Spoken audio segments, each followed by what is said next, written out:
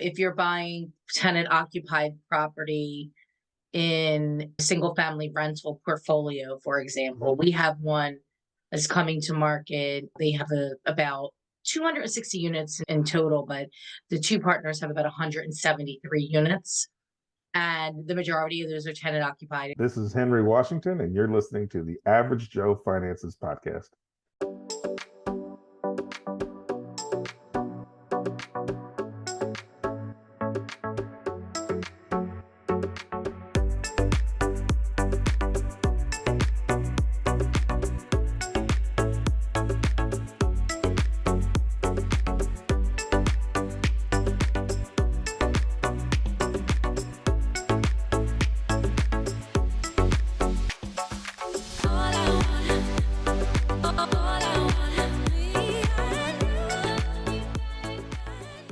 If you're watching this on YouTube, make sure you smash the like and subscribe buttons. If you're listening to our podcast, go leave us a 5-star review. All of our links can be found in the video description or show notes below. Hey, welcome back to the Average Joe Finances Podcast. I'm your host, Mike Cavaggioni, and today's guest is Maria Quattrone. So, Maria, super excited to have you on the show. Thank you so much for joining me today. Hi, Mike. Thank you so much for the opportunity to share with your listeners. I'm excited. Absolutely. Thank you. Thank you again. I want to start this off the same way I start every podcast episode, and we want to know more about you. So if you could share a little bit about yourself, share your story. Who is Maria Quattrone?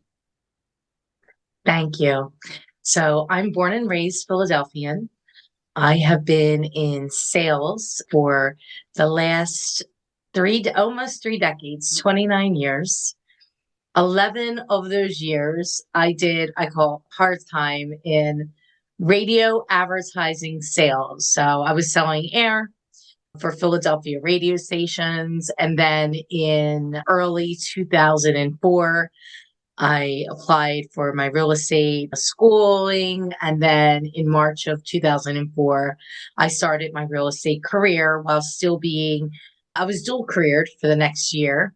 I was still in radio sales and I pretty much hit the ground running. So the oldest of 5 children, I'm married. I have 3 they're not that little, but boy cats. And I live and work in Center City, Philadelphia. And I run a RE/MAX office, and I also own a Motto Mortgage brokerage firm. Awesome. Thank you so much. That's quite an impressive background too, starting off in sales on radio and then getting into real estate. And I understand the dual career thing happening at the same time. As I was transitioning out of the military, I was also doing real estate as a real estate agent as well. So definitely understand what that feels like for sure. So now you said you have a mortgage. You're also a lender, or? Yeah, we're brokerage. So we're brokers. And I opened that just last year. So in a trying time. Sure. So it's going okay, but it's got to get working on getting it a lot better and hiring more people, and you know how it goes. Absolutely. Let's get into what it is you do on the real estate side, right? Because from what I understand, you're also an investor, right? I want to know for you, Maria, what are some of the challenges you face while being a broker and also an investor at the same time? I think it's deciding where you spend your time. I think that brokerage and having a rinse and repeat system for the different types of real estate that we sell, which is not just residential, regular buyer, seller, and investors, but we also do commercial real estate where we help assist clients on the acquisition of land or a warehouse for adaptive reuse, or a warehouse that they'll take down and build ground up new construction. So those things, there's more of a rinse and repeat, and it's hard to juggle that with investing in real estate because it's in a whole nother business. And there's a lot of challenges that come along with that. I think that's part of it. And then you can't buy every deal either. And I always tend to give good deals to my clients. And then I'm like, oh, we should have bought that. Yeah, sometimes that can be conflicting. I've actually stepped back as a real estate agent now and focused more on my investing side. And it's hard, especially out here in Hawaii, because commissions are really good. The average median household price out here is $1 million. So it's as a real estate agent, it's pretty lucrative. But at the same time, I enjoy investing in real estate. It's just so much more fun to me to be that much more involved and hands-on, which as a real estate agent, I'm also hands-on. But after the transaction's over, that's it. I'm no longer a part of it, except for every now and then following up with my client and saying, hey, how are things going? But yeah, that's why I was interested in what your So thought like process our was business, there. we have a lot of clients that are investors. Yeah. And so we see them all the time because they buy from us all the time, like not every day. We may do several transactions, 5, 10, 20 transactions a year with somebody. Awesome. And we have clients that I've worked with over the last 15 plus years that have been in and out of the real estate game. Some of them in more, some of them in, out, some of them in the whole time. So we have a lot of long-term relationships with people. Awesome. And that keeps things interesting. It's not a regular buyer or seller that you won't see for 7 to 10 years, or if you just have a client appreciation party. So with the different segments of business that we have, we tend to do business repeat with many people. And then in the straight commercial side, we also have clients that own a lot of commercial real estate. So some of them are exiting portfolios right now. So they may sell one a year. I have several clients that are like, I have the next 10 years, I want to sell one piece a year or 2 pieces a year, depending on what their strategy is. Yeah, that's fantastic. Yeah, I think one of the benefits to using your team is the fact that you also invest in real estate, right? So you have a really good understanding, right? When somebody's coming to you with what they're looking for, you know how to look for the right deals for them because Yeah, you I too are looking actually at the learned same that stuff. through selling. Yep. I learned that through selling, how to do the deal. I call it, if I can do the deal on a napkin, do the deal. I would just literally calculate the numbers on a napkin to see if the deal is deal worthy or not. Does it pencil out? And without doing like this big whole pro forma, I call it doing math in your head. Not many Yeah. people do math in their head anymore, I found out, Mike. But I still do math in my head. And I can calculate numbers pretty quickly, especially when it comes to fees. Yeah, no, that's fantastic. So usually if something passed the sniff test, the napkin math, then I'll look further into something and then maybe do like a whole underwriting process and see what that looks like. But it's got to pass that first. And right now, so actually that's what I want to ask you too, like with how things are right now, especially in the Philly market, right? Because I don't know about your market, but I know out here in Hawaii, like it's still a hot market. So are you still finding a lot of real estate investors making like significant purchases right now, or do you feel like a lot of them are hanging out on the sidelines to see what's going to happen? There's both. We have clients that are actively purchasing all different types of property, warehouses, vacant lands, very large warehouses, development that are some of these are users, and then development deals where they may be out in 12 months in regards to actually closing on that parcel. And then there are people that are waiting, and there are also people that are still, well, they have projects already in the works that already has financing against, so they're forging ahead in building. And then others that they haven't yet been able to get the financing. And quite frankly, they're not able to get it because the deal doesn't pencil out anymore in regards to the new construction prices and the interest rate. It doesn't make sense at what they underwrote it at 2 years ago using at 5%. So they're a couple of points shy of making deal actually work on paper now. So they Right. need to take a pause, or they need to unload that opportunity. And I talked to some very large scale developers last week locally, both citywide and suburban in the Philadelphia metro market. And one of them had mentioned he was get like one shovel ready deal like every couple weeks. And now he's getting 15 a day that are coming across his desk, and most of them just don't work. And so that's very telling in that the tide has went out on many people. Yeah, yeah. I think that's what a lot of people are trying to figure out right now is like, hey, when's going to be the best time for me to buy? A lot of times you always say, oh, the best time to buy real estate was 20 years ago. The second best time is right now. But for some people, that might not be the case, depending on your actual situation. But I know a lot of people that are just like, you know what? I'm just going to keep buying. It's all going to even out on the back end. and they really diversify what they're purchasing. I think it depends what you're buying. Sure. If you're buying tenant occupied property in single family rental portfolio, for example, we have one that's coming to market. They have about 260 units in total, but the two partners have about 173 units. And the majority of those are tenant occupied. And then there's some vacant shells and there's some vacant land. Now, that's income producing asset, especially if you self property manage. You already have income coming in on day one with a sizable portfolio like that. And though in that particular area, it doesn't get too high up and it doesn't go too far down. And the cap rate is about 9.5 to 10. You have a better shot at something like that and holding it long term. If you're a long term investor, 10 years, 5, 10, 15, 20 years, you can buy. Everything's the deal like then. That flip, yeah. And then you got to be really careful and underwrite that deal, assuming it might sell for a little less. But I will tell you, though, the first time buyer inventory in our market is still very tight. And I think it will continue to be because the first time sellers cannot sell since they locked in at 2.5 or 3%. And they're not willing to pay, be the second time buyer buying a home for $300,000 more and paying a 6%, 7% interest rate. So I think for the foreseeable future, until that is corrected, we'll see a whole segment of sellers sitting out of the market. Yeah, I think there was a conversation I was having last night at actually my real estate meetup. And a buddy of mine who's like very big into the multifamily side said he actually took a step back, and because we actually underwrote a couple deals together and they're not penciling out right now. Like the numbers don't make sense with current interest rates. So we took a step back, and his focus now is looking at some self-storage and mobile home parks, because even there, those assets are still doing quite well.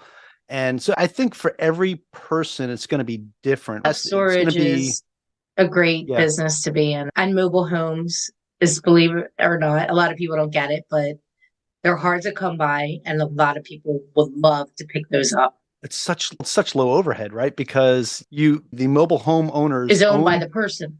Yeah, they own You're running them the ground. You're leasing the lot to them. It's a fantastic business model.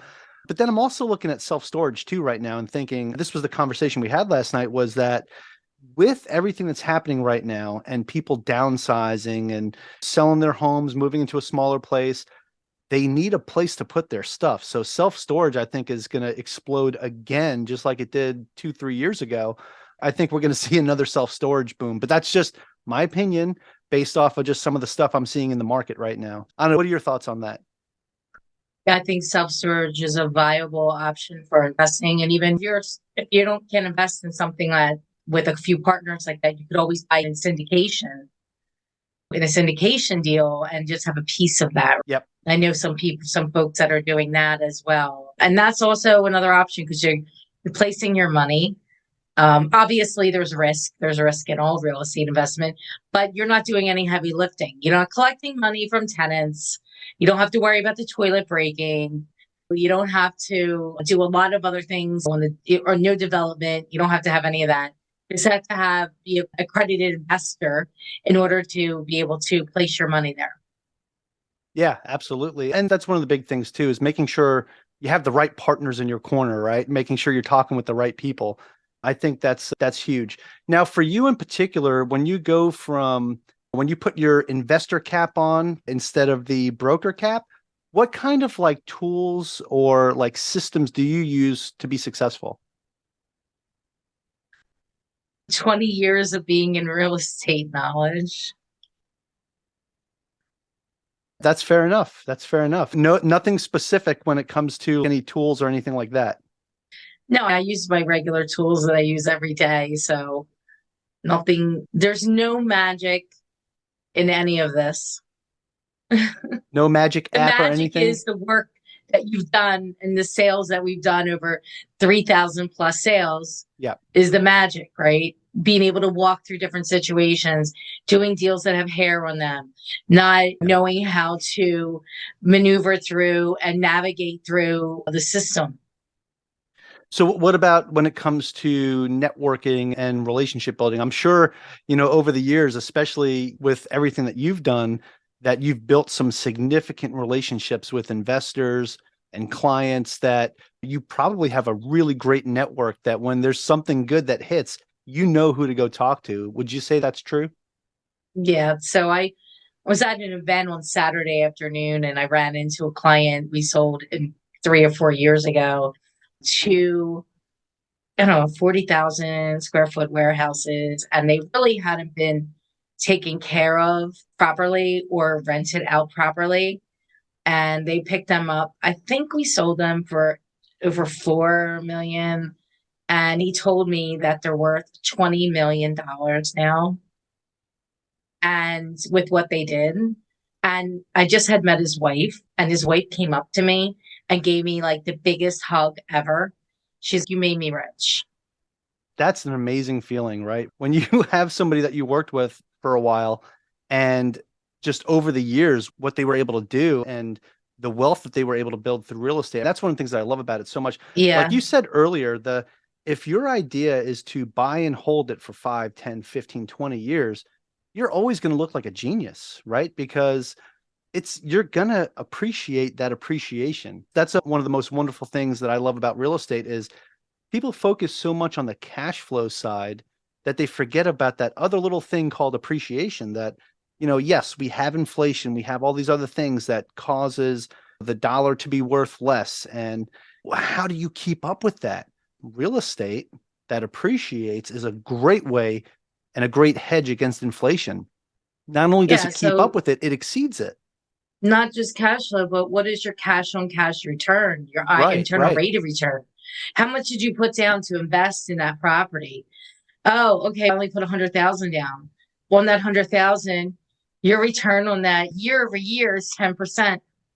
That's on, that's, people don't look at it always the right way. It's not just like your cash on cash return, right? Yeah. Your cash flow, your depreciation of against your taxes, and then the appreciation, right, of that asset Yep. over time. And we all know over time that real estate goes up. Yeah, it's just a proven fact, right? Even with what happened in 2008, 2009, right? That was a very painful time for anybody in real estate, but you look at that and it took a while to recover, but guess what? It recovered, it came back. And I look at the market now and I tell myself too, I don't think we're ever going to see something like 2008, 2009 again, but I think there's other smaller corrections happening in different markets, right? And it's all very market specific. I don't think we're going to see like this nationwide huge crash like we did back then. I think it's just going to be very market specific. And so I don't know, like especially out here in Hawaii, like the market stays pretty stable. Like we had a Well, couple you're living in dips, but it comes paradise, right back. Yeah, yeah. not I guess. Philadelphia. Philadelphia, though, you're on the East Coast. You guys got really good food out there too. You got the Philly cheesesteaks. You got good pizza on the East Coast. Yeah, Bagels, all that we good have some stuff. of Some that. of the We things I also have, miss being from Long Island, New York. I miss that stuff a lot. But yeah, you can, what do you make it? so we've made our own bagels before, and it turned out really well. I said I Yeah, hear it's all about the water, though. I don't know. I keep telling my wife we should open up our own bagel shop out here. We'd make a killing. I But think you would. but yeah, awesome.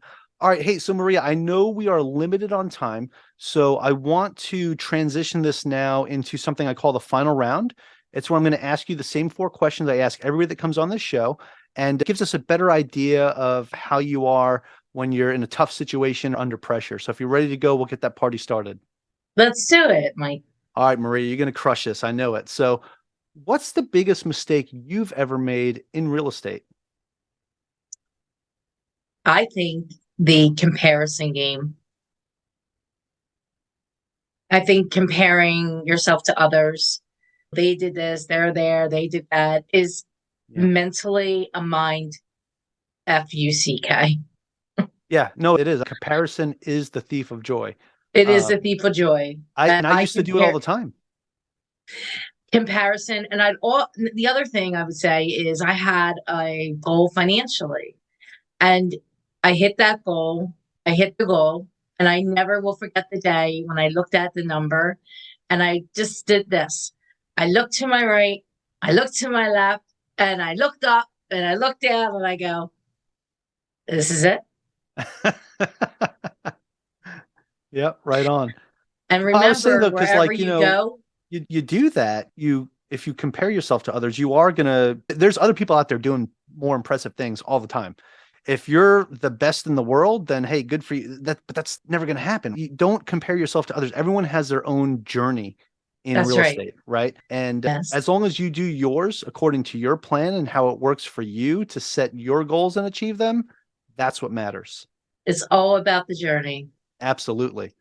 Okay, great. So speaking of that, the next question kind of ties into this, and that is, what is something that you've learned that you wish you knew when you first got started?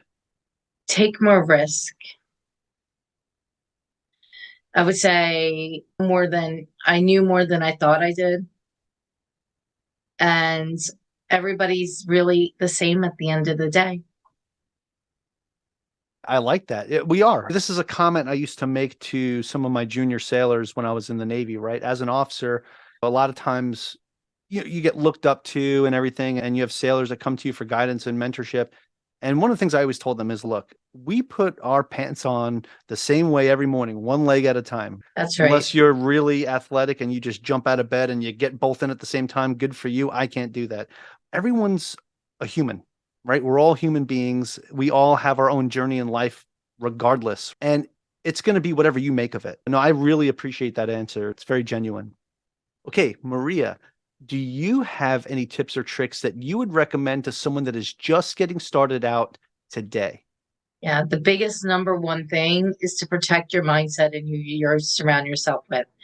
The number two, time management, understanding where you spend your time, how to say no, when to say yes, and really managing. It's called, say time management. I'll call it choice management. Deciding what you're going to do daily, what activities you need to do, and focusing only on today. The only thing we can change is to what we're doing today. We can't, yesterday, it's not possible to change, and tomorrow's not here, and it's not guaranteed.